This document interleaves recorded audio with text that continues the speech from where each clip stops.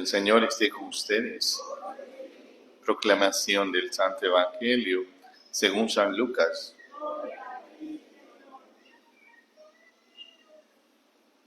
En aquel tiempo Jesús dijo a sus discípulos: he venido a traer el fuego a la tierra, y cuánto desearía que ya estuviera ardiendo.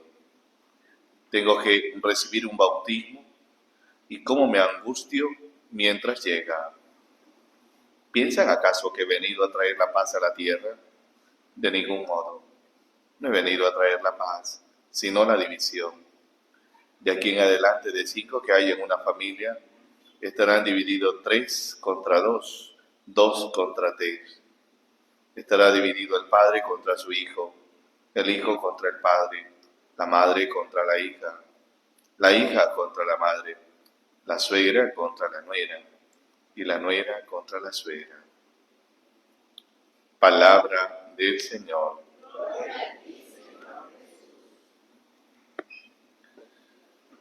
Buenos días de Dios, hermanos. ¿Cómo están?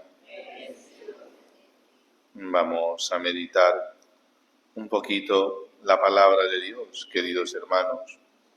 Es importante mirar, ¿no? Ver, analizar, que ya vamos pues en la semana número 20 del tiempo ordinario. El tiempo ordinario tiene 34 semanas. Ya estamos a 14 semanitas para terminar el año litúrgico. ¿Ok? El tiempo avanza en un año que es un regalo maravilloso que nos ha dejado Francisco, ¿cierto? Porque empezamos el año jubilar con él.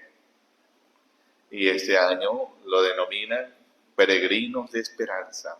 Peregrinar, que significa caminar, ir por la vía, y esperanza, que estamos llamados a anclarnos en el corazón firme del Señor, el corazón más puro, el corazón que es manantial de misericordia, de amor, de paz. Ese es el de Jesús.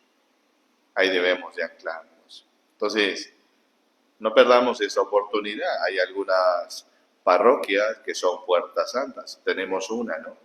Aquí en María Auxiliadora, que es la más cercana que tenemos. Ya por eso en estos días estaremos organizándonos también como parroquia para no dejar pasar por alto y vivir en comunidad ese ingreso a la puerta santa, ¿no? Los que deseen pues participar y acompañar, que no es cuestión de tomar un carro e irnos de viaje, sino que es cuestión de caminar, meditar, ¿no? Y cuando ya lleguemos en ese momento de entrar por la puerta santa, entregarlo todo al Señor, sobre todo pues nuestros trabajos, nuestras obras, nuestros deseos, nuestros proyectos, nuestros planes al Señor. ¿Ok? Pues bueno, ahora meditemos un poquito lo del Evangelio. Esta es la hora en donde grabamos. Entonces, a veces tengo que amarrarme un poquito la lengua, ¿no? Pero ahí vamos, ¿no? Igual, el Señor siempre nos da esa posibilidad de poder evangelizar bien. Por cierto, estaba leyendo las intenciones. Hoy está de aniversario Lazos, de Lazos Sur sería, ¿no? ¿Quién como Dios? Después de Dios y después de María. Muy bien, queridos hermanos. Hoy también le damos gracias a Dios porque nos permite meditar abiertamente en este texto. Voy a ubicarme un poquito sobre cómo pues Jesús estaba viviendo en aquel entonces con los suyos. Primero, Jesús es judío, ¿cierto? ¿Estamos claros en eso? Aquí no hemos dicho ninguna herejía.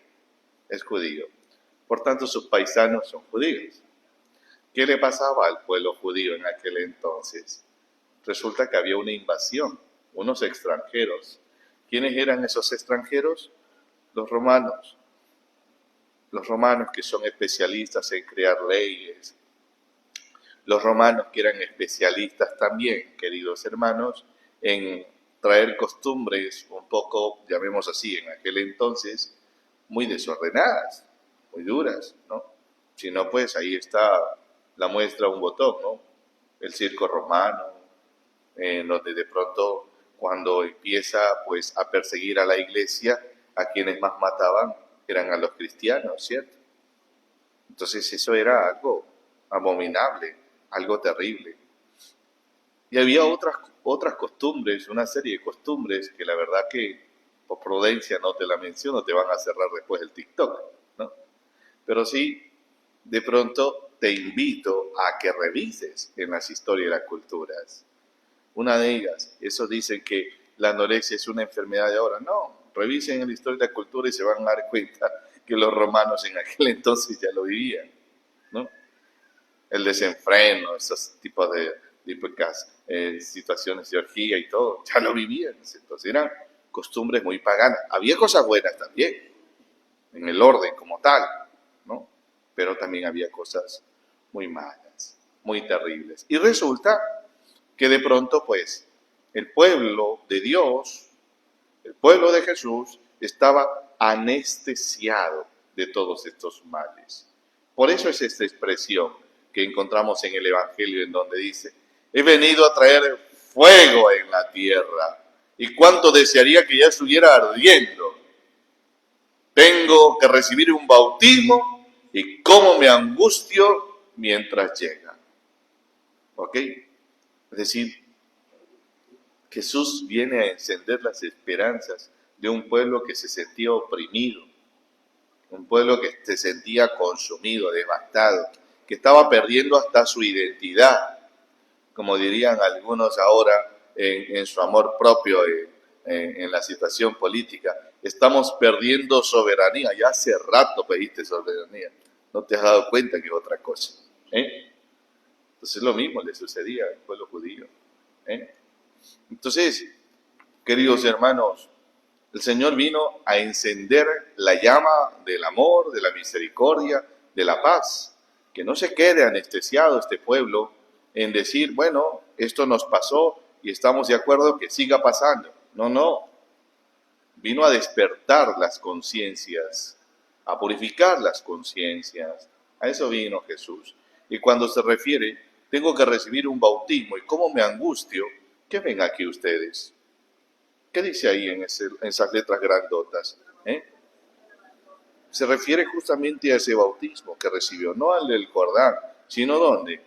En la cruz, que fue crucificado. ¿Cómo me angustio cuando viene ese bautizo? Pues se refiere a eso, porque por su preciosa sangre todos nosotros hemos sido purificados, hemos sido redimidos. A eso se refería el Señor. Por eso Él se angustiaba. De hecho, recuerden la oración de Jesús en el huerto de Getsemaní, que sudó hasta sangre. Señor, si quieres, haz de mí que no pase este cáliz, pero no, Señor, que no se haga mi voluntad, sino la tuya. Y entregó su vida. ¿Ok? Entonces fíjate cómo el Señor va recalcando eso. Y le dijo a sus apóstoles lo que le iba a acontecer. En otro pasaje sabemos que Pedro lo trató de persuadir. ¿Y qué le dijo? Apártate de mí, porque no piensas tú según Dios, sino según los hombres. Era una misión que tenía Jesús. Es la misión que tuvo Jesús y que la sigue actualizando cada vez que nosotros celebramos Santa Eucaristía. ¿Ok?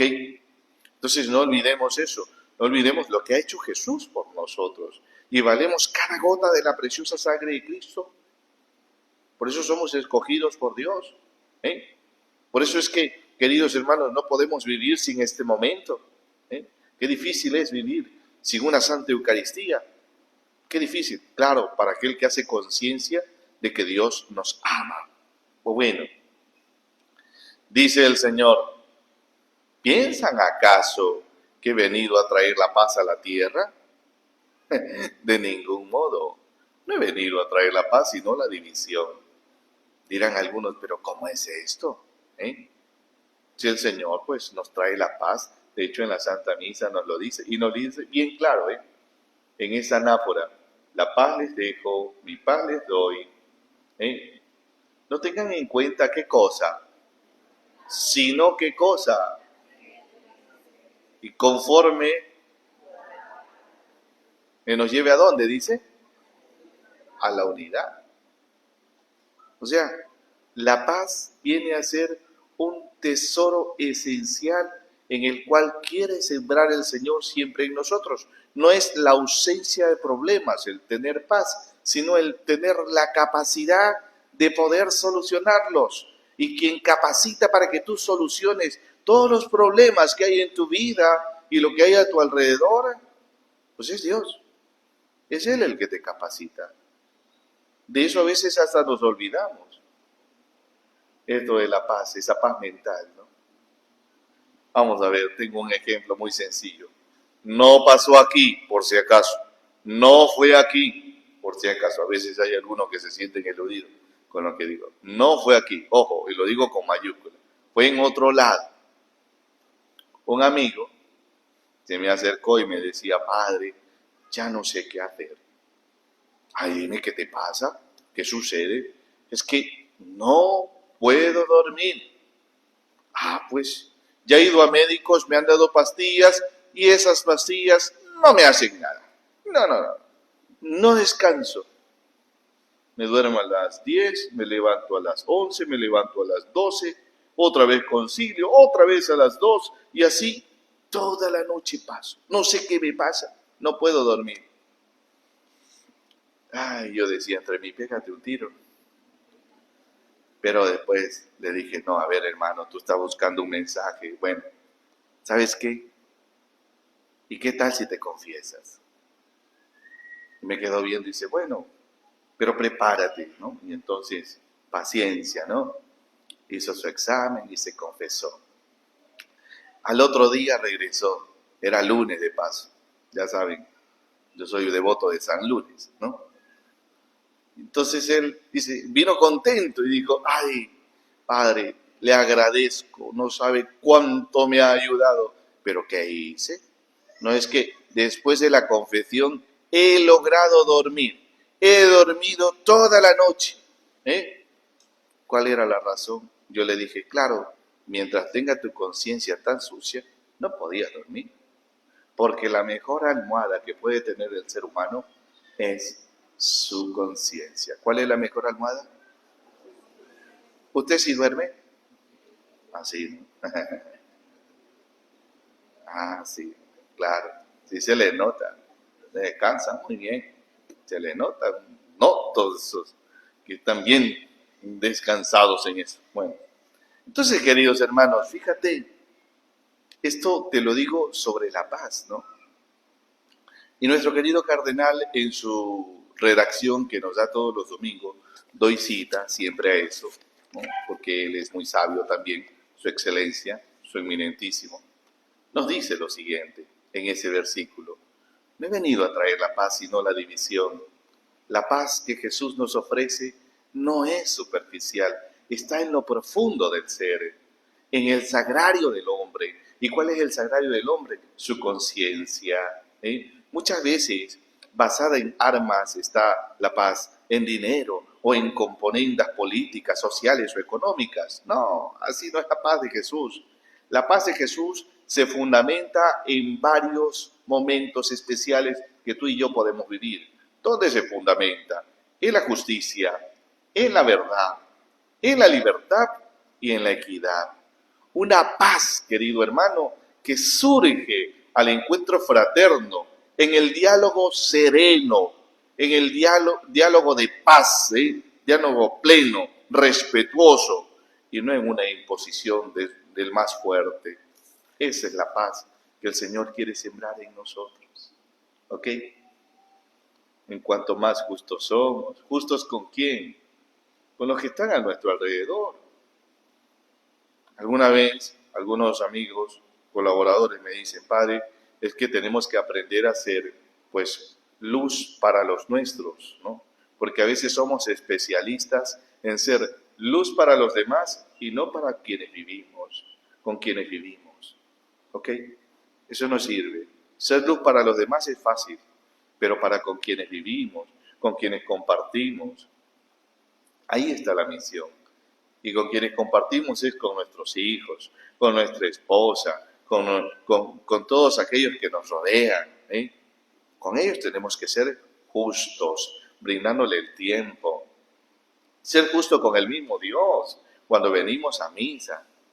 Gracias a Dios ustedes vienen a misa aquí. El Padre Mario habla tanto, ¿no? Menos mal, ¿no? Que llegan. Yo siempre a veces digo, Dios mío, ¿cómo es que te agradezco? Porque cómo me soportan tanto, ¿no? Pero qué bonito, que sea justo con Dios, que venga y la verdad se llene el alma, porque a eso venimos, ¿ok? ¿O no han venido a eso? ¿Cierto? Usted viene a llenarse el alma, a recibir la bendición de Dios. En cualquier gesto, en donde te caiga el agua, la bendición de pronto de imposición de mano, qué sé yo, en el abrazo fraterno de la paz, tal vez en contestar amén, en fin, hay momentos, ¿no? Cada uno lo vive y lo disfruta sobre todo. Así que aprendamos a vivir la paz en la justicia. Aprendamos a vivir la paz en la verdad. La verdad que muchas veces, queridos hermanos, no la sabemos decir, porque a veces somos muy fuertes en eso, ¿no? Hay que decir la verdad, pero con amor. Hay que decir la verdad, pero con misericordia. Hay unos que se acostumbran a decir la verdad, pero lastimosamente, pues van maltratando, van con una manera muy tosca.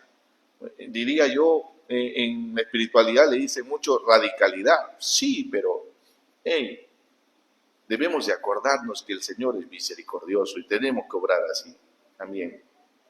Decir la verdad con caridad. Amar la libertad, queridos hermanos, no estar esclavos y prisioneros por el pecado. Querido hermano, si aquí te habla el Evangelio de la división, lo que divide al hombre es el pecado. ¿Qué es lo que divide al hombre? Y lo que une al hombre es la gracia. ¿Qué es lo que une al hombre? La gracia. Y lo une con Dios, lo une con la Virgen, lo une con todos los santos. Por eso es que tenemos que buscar eso, queridos hermanos. Buscar la gracia. Y por eso tenemos que vivir en la libertad de hijos de Dios. No estar esclavos de las miserias del pecado, de nuestros mismos defectos. ¿Cierto? A veces somos esclavos de nuestros propios defectos. Así que, queridos hermanos, a vivir en la libertad de hijos de Dios. ¿Y dónde eres esclavo? En la ira. A ver, a que ustedes no sufren de eso, ¿cierto? No se dejan llevar por la ira, ¿cierto? No, ustedes no. Pues se nota, ustedes no son felices, ustedes solo sonríen. Eso que más se ríen. Ay, Dios mío, santo, líbrame de eso. Son los que tienen un carácter terrible. Yo soy así también. Entonces, queridos hermanos, a veces somos esclavos de eso. Esclavos de la pereza. ¿Será que acaso de pronto llegará un momento en donde no llegan a sentir pereza? O que va de la mano con el cansancio, ¿no? A veces nos quemamos.